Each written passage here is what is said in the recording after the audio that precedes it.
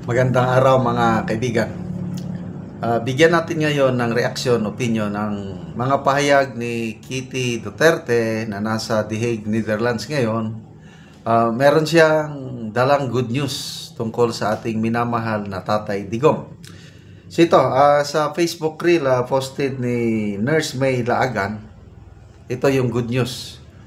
PRRD is okay, doing better than last time, sabi niya. Yeah, I expected him to be more frail, but he's not. He's doing well. He's even better as compared to the first few weeks inside. Okay. He sounded more lively, more sharp, and ayun. It's okay actually. I expected him to be more frail, but he's not. He's doing well. He's even better as compared to the first few weeks inside. Okay. He sounded more lively, more sharp, and ayun. He's okay actually. I expected him to be more frail, but he's not. He's doing well. He's even better as compared to the first few weeks inside. Okay. So, marami sa atin ang nagdarasal sa kalusugan ni Tatay Digong. Diba? Ako, araw-araw ko yung pinagdarasal. Kaya to me, it's an answered prayer. Kasi yung unang mga balita noon, balita ni Ma'am sina Bipinday Sara, Congressman Pulong, Ma'am Elizabeth, Ma'am Hanilet, na nangangayayat na si Tatay Digong. So ako, worried ako doon, kaya nagdarasal na mabigyan siya ng magandang kalusugan habang nandyan pa siya sa loob ng kulungan.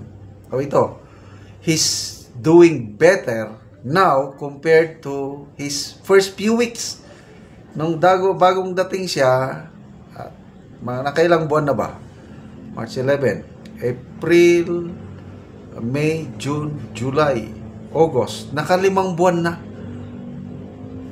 And he's doing better now compared before ng bagong. So, I don't know kung ano nang itsura niya, kung payat ba o ano. Anyway, yung magiging payat ka, hindi naman ibig sabihin na masama na ang pangangatawan mo kung pumayat ka. Ako nga, mas gusto ko itong kalagayan ko ngayon na mas payat ako compared nung una. Nung una kasi, ang waistline ko, mataba ko eh. Mabot ako ng mga 38 inches ang aking waistline. Malaking tiyan. Ngayon, nasa 33, 34. So, mas payat ako ngayon kumpara noon. So, mas healthy ako ngayon habang mas payat. So, yan po. Ituloy lang natin ang pagdarasal sa ating minamahal na Tatay Digong kahit ginawa siyang katatawanan ni Vice Ganda. Tanggapin na lang natin. Ganon talaga. Trabaho ni Vice Ganda yung magpatawa. Yun lang, nasobrahan niya na biktima nga ng inhustisya ang ating tatay, ginawa pang katatawanan. Yun lang ang hindi ko yung na-offend o nasaktan ba. But that's life. Let's continue praying for the Duterte family, lalo na ito, wala na akong alam masyado, hindi ko na naintindihan yung progress ng kanyang kaso.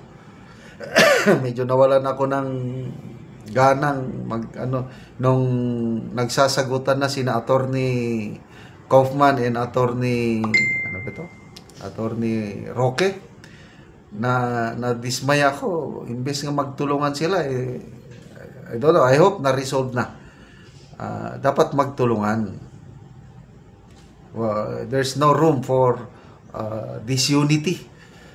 Yes, we have differences. Example, itong mga vloggers, supporters ni Tatay Digong, ayan, nahati na sa dalawa. Grupo ni Maharlika at grupo ni Tio Moreno. Nakakalungkot. Sana magkaisa tayo para suportahan ang mga Duterte. Kailangan nila yung suporta natin in terms of prayers, in terms of may hangganan ang lahat. Okay, malapit na po ang 2028. Ayun. panalo na tayo sa unang round. Kasi na-archive na yung impeachment case ni VP Sara, but we expect, VP Sara is expecting another impeachment case next year. Kaya lang, huwag po tayong mag-alala dahil sa nakikita ng mga political analysts, and I agree na mahirapan silang yung 2026 na impeachment case will still fail. Bakit? Una, yung mahirapan na silang magkuha ng 1/3 signature, yung 215 na pumirma. Madali yun dahil yung ibinulgar ni Congressman Tiangco, may pabuya, may padulas. I don't know how true yung 150 million bawat perma. O ngayon, meron pa ba silang pundong ganun? Wala na, dahil yung budget for 2026 binabantayan na. Hindi na sila basta-basta makasingit. Never again na maulit yung ginawa nilang pambababoy sa 2025 budget. So, kung wala na silang naisingit ng mga pork barrel whatsoever, paano pa nila makonvince ang mga magperma? Mahirapan sila. Then, malapit ng election, 2028 na naman. Mas maingat na ngayon ang mga pipermang kongresista dahil ang katotohanan, hindi pa rin nila nagigiba ang kredibilidad ni VP Sara to a point na medyo bumagsak na siya noon, ngayon pataas na siya. Kaya yung momentum is nandito na kay VP Sara. Kaya 2026, panalo pa rin tayo. Kahit sa 2027, mananalo pa rin tayo sa labanan sa impeachment dahil nandyan na sobra 13 ang mga senador. Duterte Black, 7 na sila. Kahit yung hindi Duterte Black, sina Senator Jinggoy, magkapatid na Estrada, magkapatid na Cayetano, ang dami, Subiri, Villanueva. Kaya, there will always be a day of reckoning, sabi ni Tatay Digong. Magkakatotoo yan. At ang dasal ko, bago mag-2028, makauwi ng buhay si Tatay Digong. Masasaksihan niya ang pag-upo ni VP Sara sa Malacanang bilang presidente. By faith, let's declare it, it will happen. Okay, salamat mga kaibigan sa inyong pagsubaybay sa ating channel. Nakakatulong kayo ng malaki sa tribong Talandig ng Bukidnon dahil ang sweldo natin sa channel na ito is pantulong natin sa tribo. Meron tayong livelihood assistance sa tribo ngayon, nagpapatanim ng Arabica coffee. So far, may 25 farmer beneficiaries na tayong natulungan, nakapagtanim na ng more than 12,000 seedlings ng Arabica coffee. Panoorin niyo ang video nito. Abot na gyud ang seedling nga among gipalit nga 3,420 ka seedling. So mo ni ang itanom sa upat ka tao. So kami ang nauna nga nagtanom, 21 may ka pamilya ang nagtanom sa una. So karon naa na pod naduga nga upat ka tao nga mananom og kape. So 25 na ka pamilya ang makatanom og kape. So mag-abot na ni og 15,000 ang among natanom nga kape. So daghan na gid kaayo og mga maayo pod nga seedling, mga tambok kaayo ang hitsura sa kape. Tag 25 pesos ang kada usaon, nindot kaayo nga kape. So salamat gid kaayo sa Ginoo sa pagsuporta sa kape sa among pagpananom.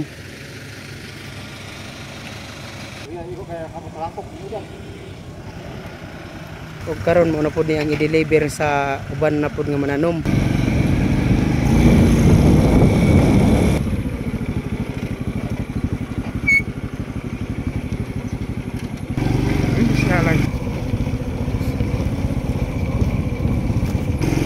Abot na gid sa Ilaya ang seedling. Karon abot na gid ang seedling nga ay tanom sa tabangan og kape. Og karon mo na ni silang tatay ang mananom og kape. Salamat kay gihatagan ni Salamat sa nag-sponsor. Sa nag-sponsor si Matanas. Ay, kadi po niya sukon. Ano ni sila ang mananom og kape. Prod ni kay. O karon mo na ni ang bayad sa kape seedling. So salamat kayo sir, dayon salamat sa inyong tanan ang Ginoo gyud magpanalangin sa atong mga tanom. Kung manginaot kung mudaghan kita tong kape diri. So salamat kayo ning bayad. Salamat kaayo pod.